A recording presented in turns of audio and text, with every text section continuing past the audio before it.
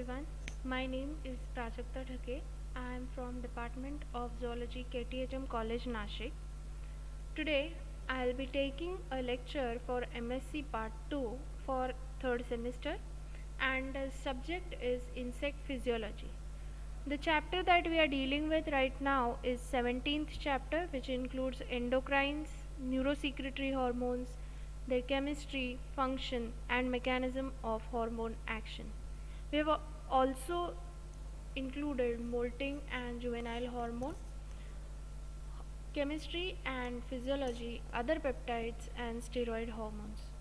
So today the topic that we are going to deal with is hormonal control of metamorphosis, and this is the 6th lecture of this particular chapter.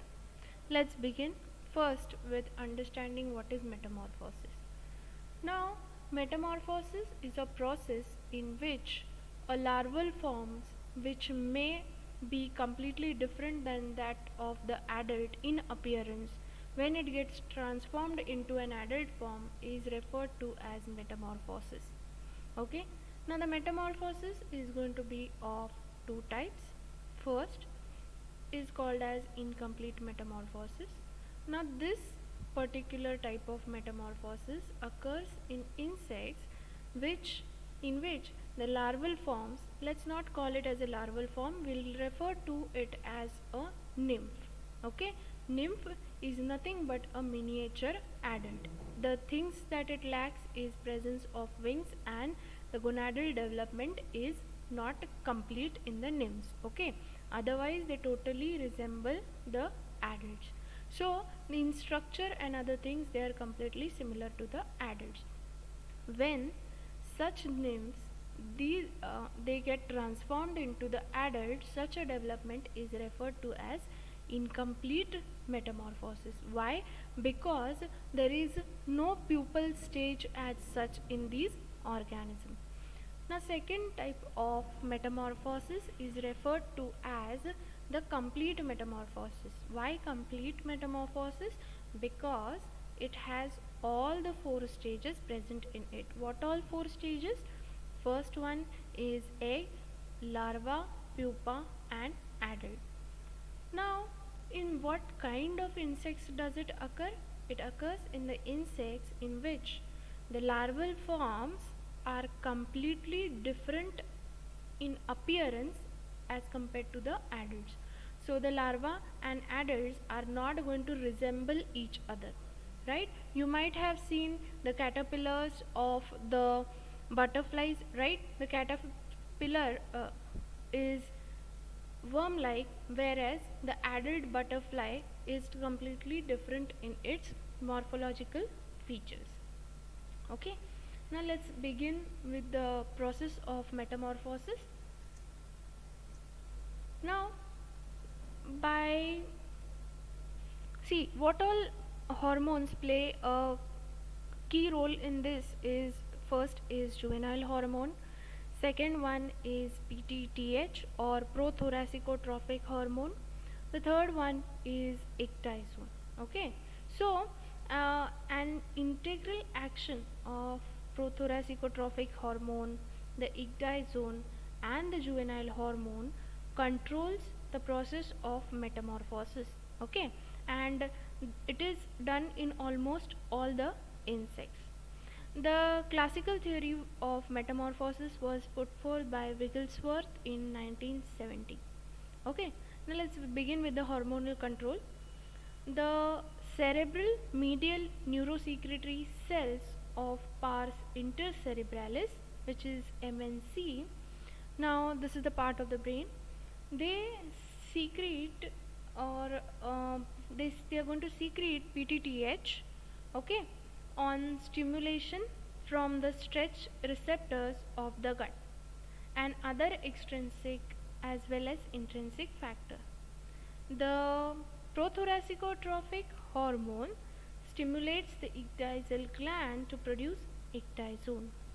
The ecdysone acts specifically on the target site, the epidermal cells of the intake, which is the epidermal cells of the integument.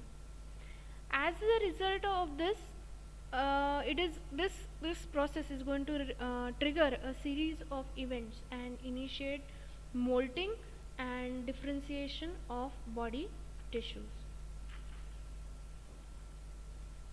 Now the cells or the cerebral median neurosecretory cells of pars intercerebralis are going to secrete the allotropic hormone, okay, which stimulates corpora allata to secrete the juvenile hormone. The juvenile hormone is specific in its activity, which induces differentiation of tissues towards mostly the juvenile form. So basically the juvenile hormone is responsible for maintenance of juvenile character. Okay, so high titers of juvenile hormone are going to maintain uh, the larva in its larval form, right? It will not allow the larva to metamorphose into the adult.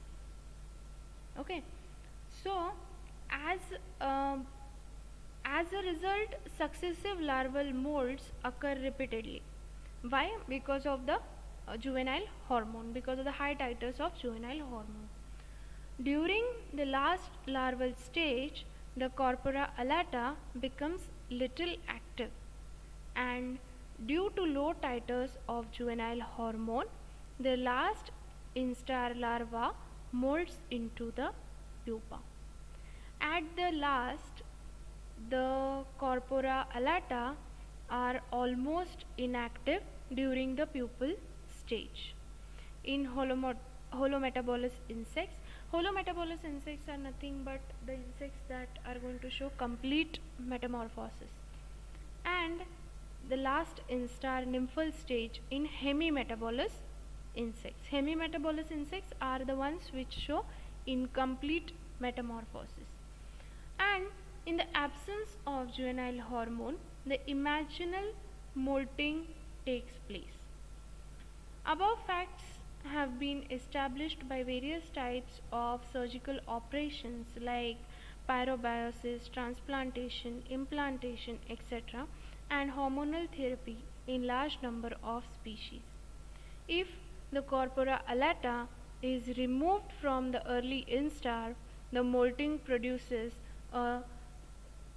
an adult in place of usual higher instar larva.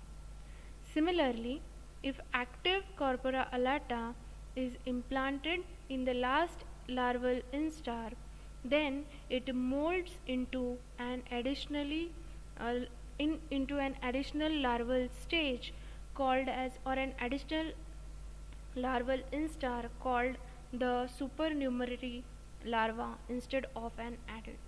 So if you remove the corpora allata, what will happen is the if you in the early stages of development, if the corpora allata is removed, there will be no juvenile hormone, or the amount of juvenile hormone titer is going to go low.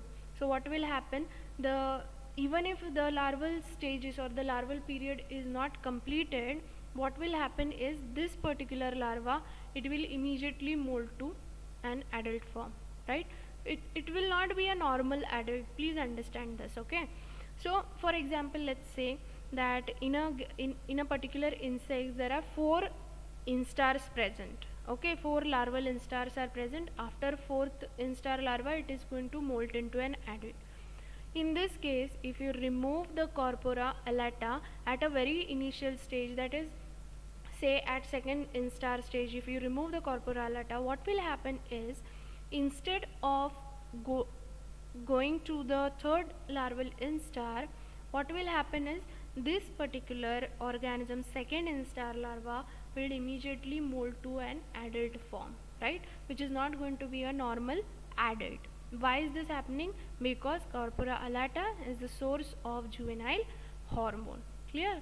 And as the juvenile hormone titers went very low, the organism immediately molted to the adult form. Now what happens next is, if you add more amount, or if you place corpora allata in an organism or in a larva already one corpora allata is present, and you add one more corpora allata, active corpora allata in that particular organism, what will happen here is that there will be excess of juvenile hormone. At what stage you are going to add this? Try it and add it. Same example we will take.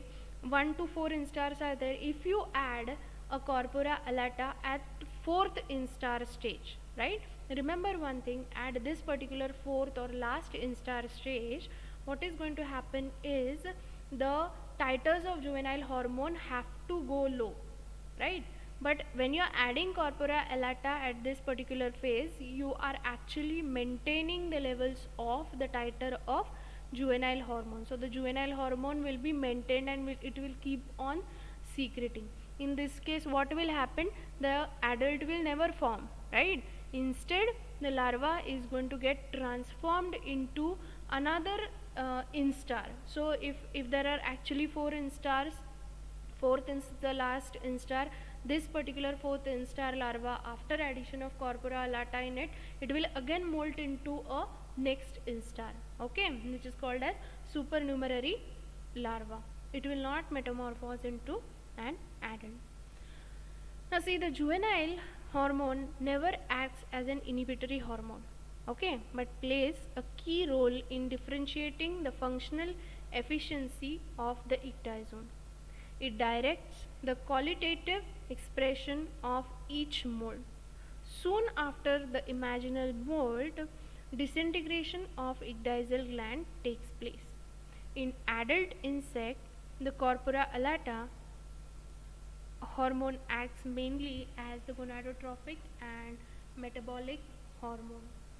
Now, Carlson proposed a model explaining hormonal mechanisms at molecular level. The molting hormone ecdysone stimulates RNA synthesis by acting directly on nuclei of internal tissue.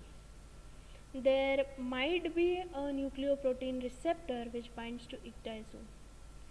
Epidermis starts the synthesis of dopa carboxylase, so that the cellular metabolism in the epidermis is switched to production of N-acetyl dopamine, which is needed for tanning. This complete activity of ecdysone occurs only if juvenile hormone is absent. It is finally suggested that the ecdysone acts as an activator and the juvenile hormone acts as a programmer of gene activities. Bursicon activities decarboxylase activity via cyclic AMP. Now, the prothoracic trophic hormone as well as the allotrophic hormone secretions of the brain does not occur throughout the intermold period, but it is often observed in the newly molted instars up to 24 or 48 hours, which is called as a critical period. In rest of the intermold period, they produce other peptide hormones, stimulating mostly the synthesis of blood proteins and enzymes essential for the successive growth and development. The hyperglycemic as well as adipokinetic hormones are released from corpora cardiaca, which initiates synthesis of blood carbohydrates and lipids respectively. The juvenile hormone has been demonstrated to be stimulating the fat body and facilitating mobilization of the lipoproteins.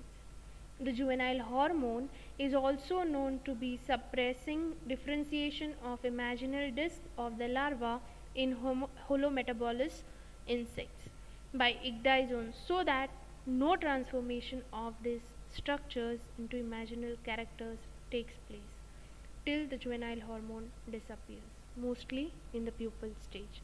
So this was all about the hormonal regulation of metamorphosis in insects.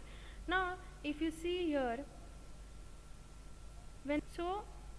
what you can see here is that, see in this first particular slide, what you can see is that when the metamorphosis has to occur, the insect brain is stimulated, which is then going to stimulate corpora cardiaca. CC is corpora cardiaca, which is then going to act on the prothoracic gland, which is then going to secrete ecdysone. Ecdysone is then going to enter the larval body, and the larval body is going to get transformed into the adult form. Clear? Now let's move on. When no metamorphosis has to occur, or when there is maintenance of larval characters, the brain information is given to corpora allata.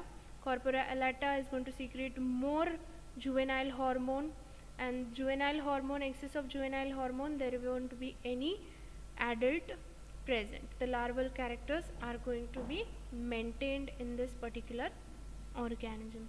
So this was all from my side about the hormonal control of metamorphosis, and thank you so much for listening the lecture.